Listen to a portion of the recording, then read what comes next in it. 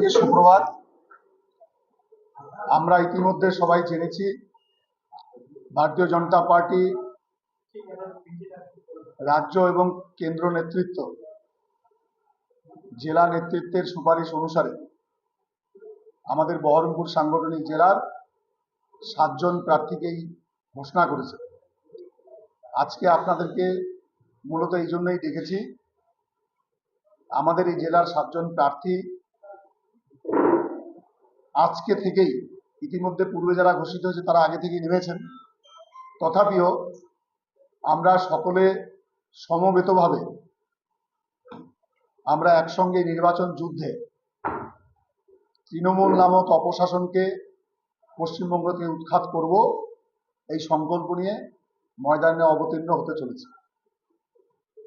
এবং এই ময়দানে ভারতীয় জনতা পার্টির হয়ে যারা লড়াই করবে, এই যুদ্ধে অবতীর্ণ হয়েছে, তাদেরকে আপনাদের সম্মুখে আজকে আমরা হাজির করেছি। আমাদের ভারতীয় জনতা পার্টি যে লক্ষ্য নিয়ে পশ্চিমবাংলার মানুষকে তৃণমূল নামক অপশাসন থেকে মুক্ত করবার জন্য যে দায়ভার, যে প্রার্থীদের উপর আস্থা বা ভরসা রেখেছে, তারা সেই আস্থা এবং ভরসার যথাযোগ্য মর্যাদা দিয়ে পশ্চিমবাংলায় ভারতীয় জনতা পার্টিকে প্রতিষ্ঠিত করবার জন্য বহরমপুর সাংগঠনিক জেলা থেকে তারা সকলে বিধানসভায় প্রতিনিধিত্ব করবেন।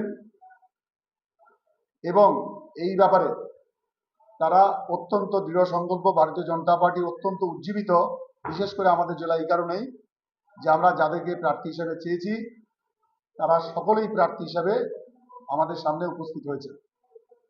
আজকে আমি একে একে আপনাদের সঙ্গে পরিচয় করে দিচ্ছি। আমাদের একজন প্রার্থী এখনো রাস্তায় আছে, পৌঁছাননি, সুখেন বাগদি, পৌঁছে যাবেন। বড়া বিধানসভায় যিনি মনোনীত হয়েছেন। 68 কান্দি আমাদের গার্গী দাস ঘোষ, তিনি ইতিমধ্যেই মনোনীত হয়েছেন। 69 ভরতপুর শ্রীমতী অনামিকা ঘোষ, 70 রেজিনগর বাপন ঘোষ, 71 বেলডাঙ্গা শ্রী ভরত ঝাওর, 72 বহরমপুর শ্রী সুব্রত মৈত্র এবং 74 নওদা রানা মণ্ডল। এনারা সবাই আপনাদের সামনে আছেন। আমার দিক দিয়ে এইটুকুই বলার যে আজকে থেকে ভারতীয় জনতা পার্টি এদেরকে সেনাপতি হিসাবে ময়দানে অবতীর্ণ করেছে এবং ভারতীয় জনতা পার্টির হয়ে তারা লড়াই করবেন, জিতবেন, বিধানসভায় যাবেন, এই পূর্ণ বিশ্বাস আস্থা দল তাদের উপর রেখেছে।